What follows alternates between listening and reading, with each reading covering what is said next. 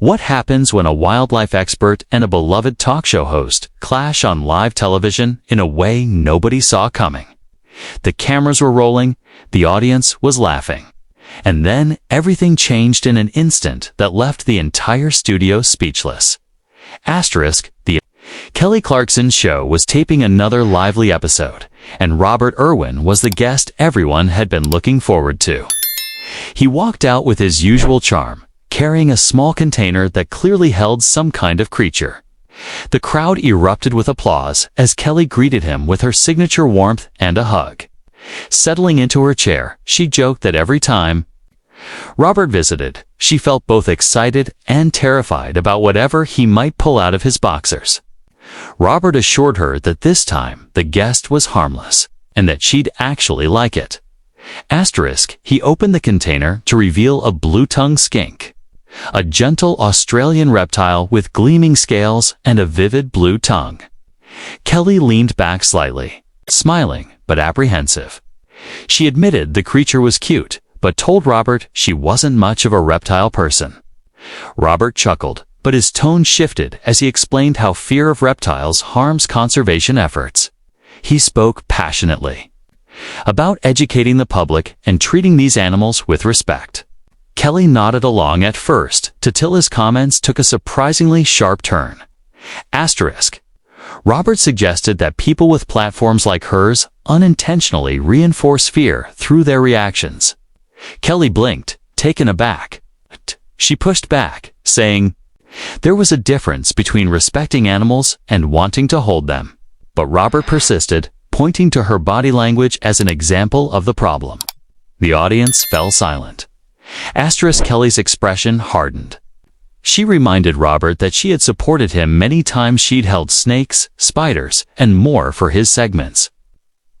But Robert insisted that appreciation alone wasn't enough, and implied that she was sending the wrong message to millions of viewers. Kelly laughed, but it wasn't her usual warm laugh. It was sharp, incredulous. She reminded him that her show was meant to entertain, not serve as a wildlife documentary. Robert didn't back down. He argued that treating animals as lighthearted entertainment was part of the problem, and hinted that the Kelly Clarkson show wasn't taking conservation seriously. Gasps rippled through the audience. Kelly stood. Her voice dropped to an icy calm as she told Robert she wouldn't be disrespected on her own stage. She emphasized that she had given him a platform, supported his work, and honored his family's legacy. He was accusing her of undermining conservation.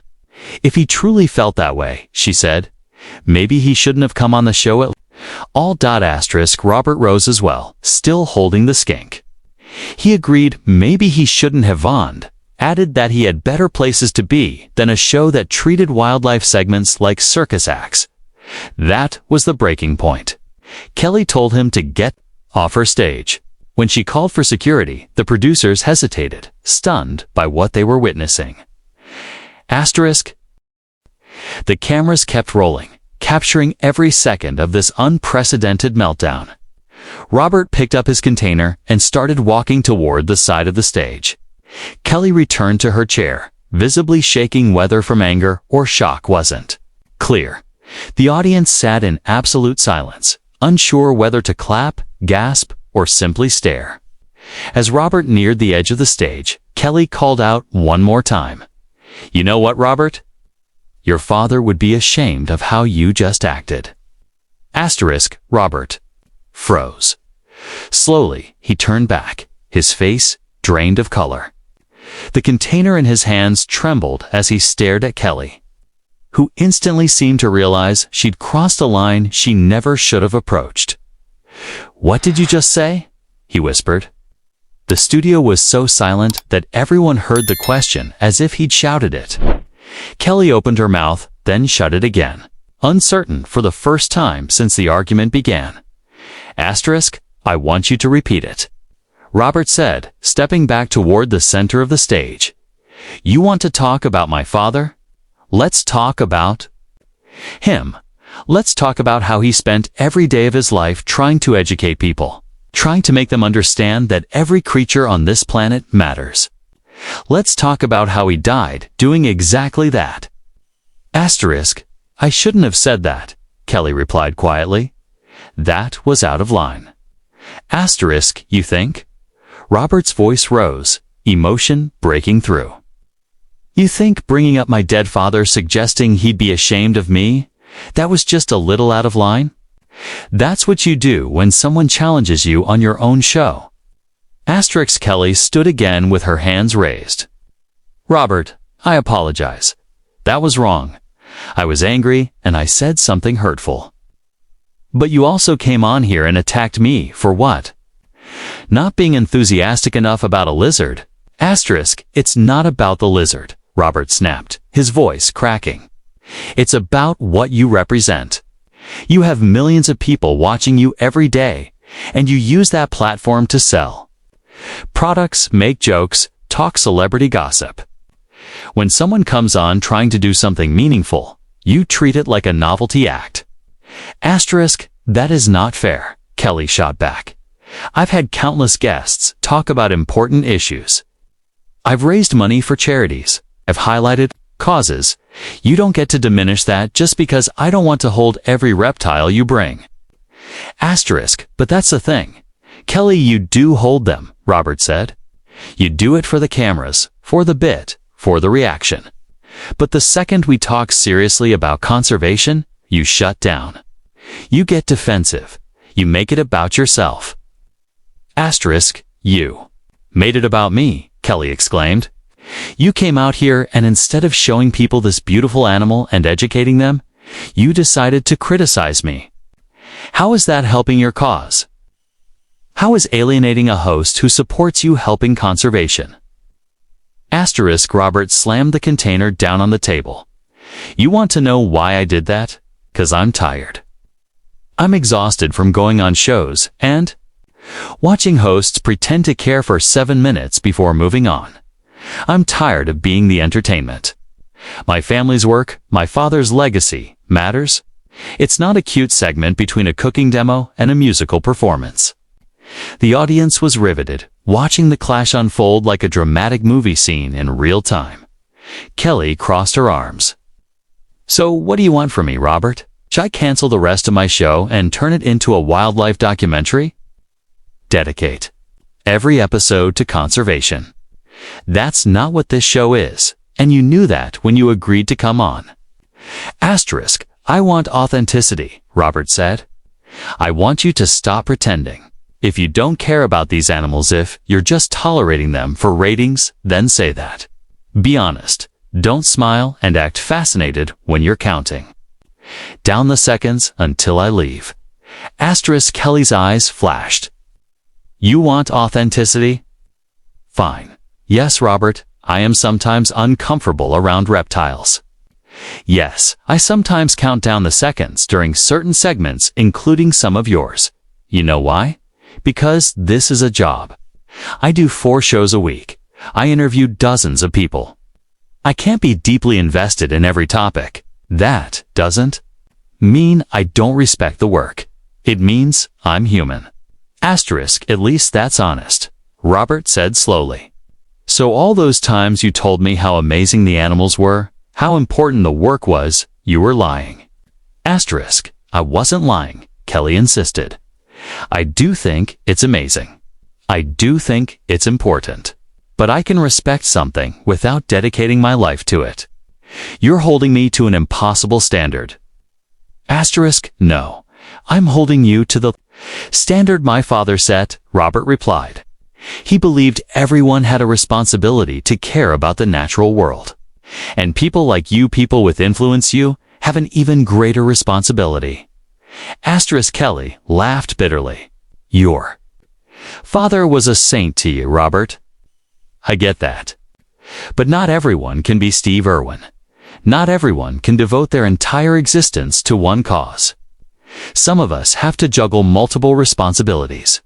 Some of us have to entertain millions of people while also trying to inform them. It's not as simple as you think.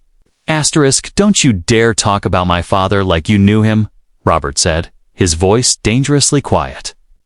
Don't act like you understand what he believed. I'm not claiming to have known him, Kelly replied.